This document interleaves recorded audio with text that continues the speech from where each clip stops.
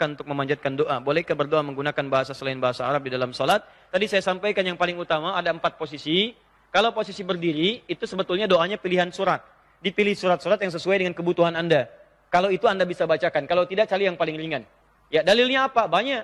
Banyak dalilnya. Silahkan cari. Di masa Nabi banyak di hadis-hadis para sahabat itu mencari ayat-ayat yang sesuai dengan kebutuhan mereka. Misal saja. Kalau Anda misal sedang akan mengawali pekerjaan supaya dibimbing, mudah, keluar dari kesulitan, mudah dilindungi, buka Quran surah ke-17, ayat 79 sampai dengan 81.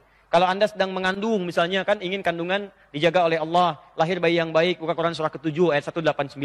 Kalau Anda baru melahirkan, misalnya kan ingin ASI-nya bagus, kemudian pembagian tugas suami istri baik, buka Quran surah ke-2, ayat 233. Kalau Anda misalnya teman-teman sakit, ya mohon kepada Allah minta disembuhkan dari penyakit. Buka Quran surah ke-26 ayat 80. Quran surah 21 ayat 83 sampai 84. Kalau Anda kemudian misalnya minta keturunan kepada Allah, ya minta mohon seperti Nabi Zakaria, boleh. Buka Quran surah ke-3 ayat 38 sampai 39. Buka Quran surah ke-19 ayat 3 sampai dengan ayat ke-15. Ada semuanya minta silakan.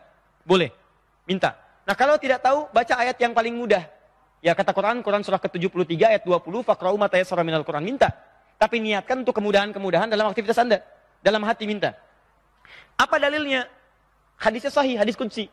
Qasamtu shalah baini wa baina abdi. Saya bagi 2 salat itu antara aku dengan hambaku. Idza qala al-abdu, saya berikan rahasia ya, saya serius di sini. Jika hamba membaca kata Allah, lihat baik-baik. Alhamdulillahirabbil alamin. Segala puji bagi Allah Tuhan semesta alam. Qala Allahu azza wa jalla. Allah menjawab, hamadani abdi, hambaku sedang memujiku. Idza qala al-abdu, kalau hamba berkata ar-rahmanir rahim, Ar-Rahmanir-Rahim, kalau Allah Azza wa Jalla, Allah menjawab, asna alayya abdi, hambaku sedang menyanjungku. Idza qala al-abdu, jika hamba berkata dalam salatnya, Maliki yaumiddin, Allah menjawab, majjadani abdi, hambaku sedang mengagungkanku. Sekarang perhatikan, ini rahasianya, dalam berdiri. Idza qala al-abdu, kalau seorang hamba berkata, iyyaka na'budu wa iyyaka nasta'in. Ya Allah, sekarang kami salat menyembahmu. Kami ini butuh permohonan, ya Allah. Kami punya permohonan, mohon kabulkan. Maka apa kata Allah? Qala Allahu azza wa jalla. Allah langsung menjawab, hadza baini wa baina abdi. Ini perjanjian antara aku dengan hambaku. Wali abdi, kalau hambaku benar salatnya sampai di sini, benar salatnya, masalah apapun yang dia minta aku akan kabulkan. Masih berdiri. Apapun yang dia minta aku akan kabulkan. Kalau Anda meminta sesuai kebutuhan, maka Allah akan kabulkan. Itulah yang terjadi pada Nabi Zakaria. Beliau minta dalam berdiri. Di saat meminta kepada Allah dalam berdiri, langsung seketika dikabulkan. Umat Nabi Muhammad belum sholat sudah ditunggu mau minta apa. Hadisnya qudsi. Dan kisahnya diabadikan dalam Al-Quran. Jadi begitu Anda dalam Al-Fatihah itu serius. Rasakan Anda sedang berhadapan dengan Allah. Itu kuncinya ada di Quran surah kedua ayat 45 sampai 46. Rasakan Anda sedang disaksikan. Rasakan Anda dijawab. Minta dengan baik. Begitu Anda mengucapkan ihdinas siratal mustaqim. Siratal ladzina an'amta 'alaihim ghairil maghdubi 'alaihim waladdallin. Sertakan di hati. Begitu amin, Anda minta apa sertakan. Begitu Anda mengucapkan amin, idza wafaqat aminu taminal malaika ghufira lahu ma taqaddama min dzambi. Kalau kalimat amin itu bersamaan dengan aminnya malaikat, jadi begitu amin, Anda mengaminkan, malaikat mengaminkan. Kalau bersamaan kalimat itu, Anda dapat bonus, dosa-dosa Anda diampuni pada saat itu. Doanya dikabulkan, dosanya diampuni. Pertanyaan saya, dari sekian orang baca Al-Fatihah, berapa orang memanfaatkan jedanya untuk berdoa kepada Allah? Tuh. Padahal tiap hari kita salat. Berapa yang memanfaatkan jeda itu untuk berdoa? Imam berkata, ghairil maghdubi 'alaihim waladdallin. Amin. Di hati Anda sertakan, ya Allah lapangkan pekerjaan saya. Ya Allah berikan kemuliaan pada orang tua saya. Amin. Selesai. Bersamaan dengan aminnya malaikat.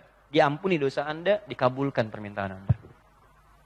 Kalau Anda tahu ayat-ayat yang harus dibacakan, cari ayatnya, bacakan. Terutama dalam salat malam. Itu cepat dikabulkan. Cepat. Nah, posisi yang paling bagus setelah itu sujud. Sujud. Kalau Anda tahu doanya yang pernah dibacakan Nabi, silakan bacakan. Ada nanti doa-doa, maaf ya, pengobat rasa gelisah, doa kelancaran rezeki ada. Tapi kalau Anda tidak tahu doanya, cukup mohonkan dalam hati, tidak perlu dilafadzkan.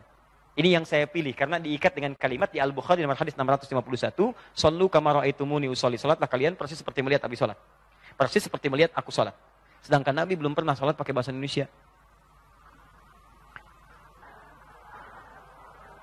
Bagaimana ketika salat sunnah fajar, di pertengahan salat muadzin qomat, apakah salat sunnahnya diteruskan atau dibatalkan? Nah ini penting, ini saya jawab. Ini saya. Yang ini kita bahas pertemuan berikutnya. Nah ini yang paling penting. Ini sering kejadian teman-teman sekalian. Lihat baik-baik. Jadi kalau ada Anda sedang menunaikan salat sunnah, tiba-tiba muadzin qomat.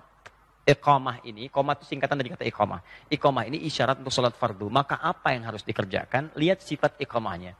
Kalau iqamat itu dikumandangkan dan Anda dalam penutup sholat sunnah, bisa sedang tahiyat, mau berakhir, maka silahkan sempurnakan sholatnya, lalu bangun Anda untuk persiapan sholat fardunya. Jelas?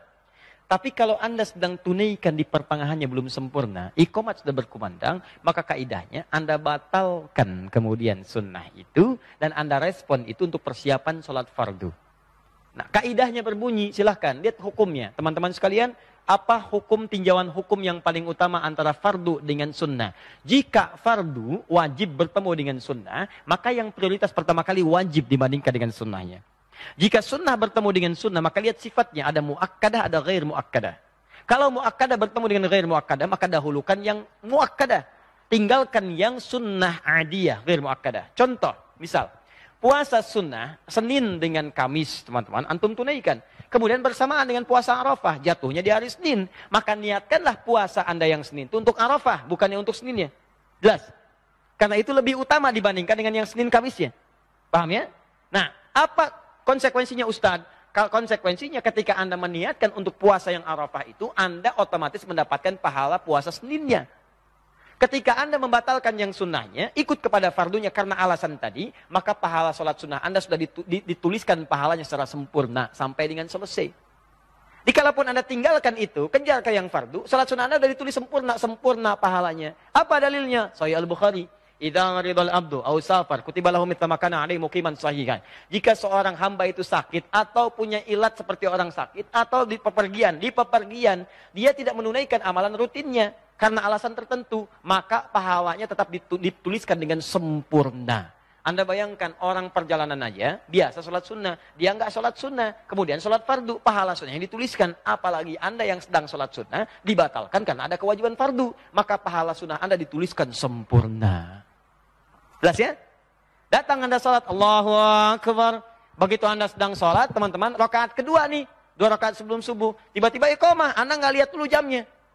Ketika Anda sedang sholat, tinggal semenit lagi. Anda pertengahan, qomat. Allahu Akbar, Allahu Akbar. Batalkan, dituliskan sempurna pahala Anda. Tapi jangan diniatkan. Sengaja datang ke masjid, 1 menit sebelum qomat. Ya, begitu 1 menit sebelum qomat, baru 10 detik lagi sholat. Allahu Akbar. Begitu baru takbiratul ihram, iftitah. Allahu Akbar, qomat. Alhamdulillah, sempurna pahalanya. Itu tidak. Jelas ya? Baik, jadi itu yang dimaksud bahasa Nabi di Al-Bukhari nomor hadis yang pertama. Innamal a'malu binniyat. Paham ya?